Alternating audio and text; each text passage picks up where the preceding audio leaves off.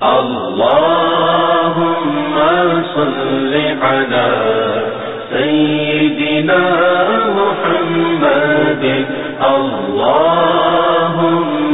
صل على سيدنا محمد.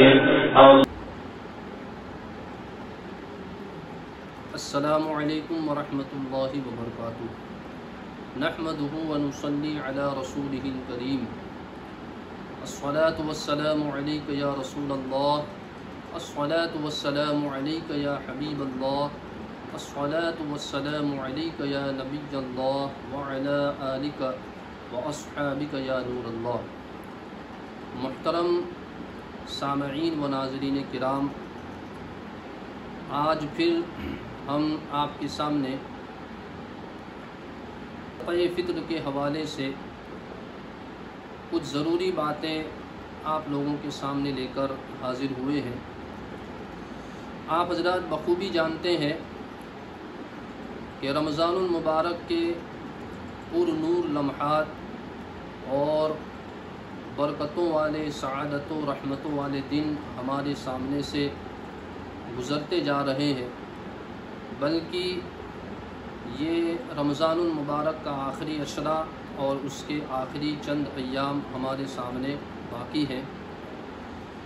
جو طالب مولا ہے اور جنہیں فکر آخرت ہے، وہ حضرات رمضان المبارک کے گزرنے سے ضرور وہ اپنے دل کے اندر غم کو محسوس کرتے ہوں گے کہ نہ جانے کب اب وہ یہ مبارک دن دوبارہ ہمیں میسر ہوں گے کہ نہیں. تو محترم سامعین و ناظرین، ہم اپنے اصلی مضمون کے اوپر آتے ہیں کہ آج بعد مغرب 27ویں شب ہے، اور علماء کرام، بعض علماء کرام کے اقوال کے مطابق 27ویں شب ہی شب قدر ہے. اس حساب سے چند دنوں کے بعد عید الفطر ہمارے سامنے ہے. عید الفطر سے پہلے نماز عید سے پہلے ہر مسلمان صدقہ فطر ادا کرتا ہے.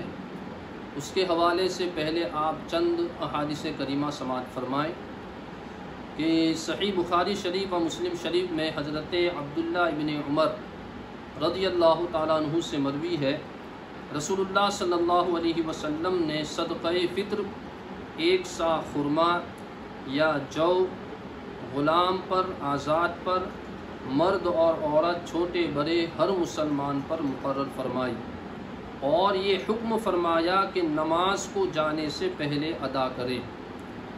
اس حدیث پاک سے ہمیں چند باتیں معلوم ہوئی کہ رسول اللہ صلی اللہ علیہ وسلم نے غلام ہو یا آزاد ہو، مرد ہو یا عورت، اور مسلمان ہو، اور اگر مالک نصاب ہے تو ہر مسلمان کے اوپر صدقہ فطر واجب ہے.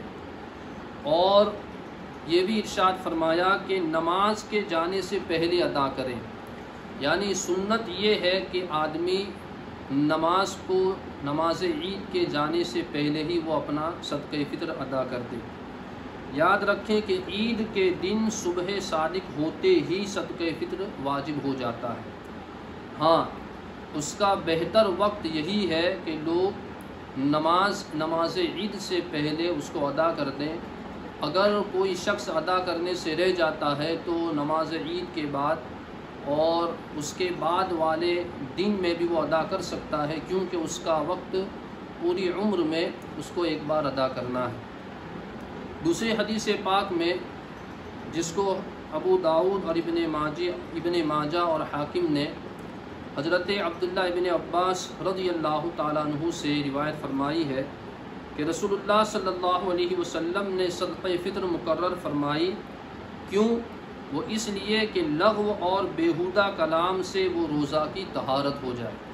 مطلب یہ ہے حدیث پاک کا کہ اگر بحالت روزہ ہم سے اگر کوئی لغو کلام ہو گیا یا کوئی بیہودہ بات ہم سے سرزد ہو گئی یعنی کہ روزے کے جو مکمل آداب ہے ان آداب میں اگر کوئی کوتاہی ہو گئی ہو تو صدقہ فطر ادا کرنے سے اس کی یہ بھرپائی ہو جاتی ہے۔ اور آگے رسول اللہ نے ارشاد فرمایا کہ مساکین کی خورش بھی ہو جائے، مطلب یہ ہے کہ صدقہ فطر ادا کرنے سے غریبوں اور مسکینوں کا بھی بھلا ہو جائے۔ یہ دین اسلام ہے، دین اسلام نے ہر موقع پر غریبوں مسکینوں کا ہر حال میں خیال رکھا ہے، تو اس عظیم موقع پر کیوں نہ وہ غریبوں اور مسکینوں کا وہ خیال رکھے۔ اور ایک بات یہ بھی یاد رکھے کہ صدقہ فطر ادا کرنے کے لیے روزہ رکھنا شرط نہیں ہے، یعنی ضرور جس نے اگر روزہ نہ رکھا ہو کسی بیماری کی وجہ سے یا سفر پر ہونے کی وجہ سے یا معاذ اللہ جان بوجھ کر اس نے چھوڑا ہو، اس کے باوجود اگر وہ مالک نصاب ہے تو اس کے اوپر بھی صدقہ فطر واجب ہے۔ اور ایک بات یہ بھی یاد رکھیں کہ جو مالک نصاب ہے اس کے اوپر صدقہ فطر واجب ہے، چاہے وہ مرد ہو، عورت ہو، بالغ ہو کہ نابالغ ہو، عاقل ہو کہ مجنون ہو، ہر ایک پر صدقہ فطر واجب ہے۔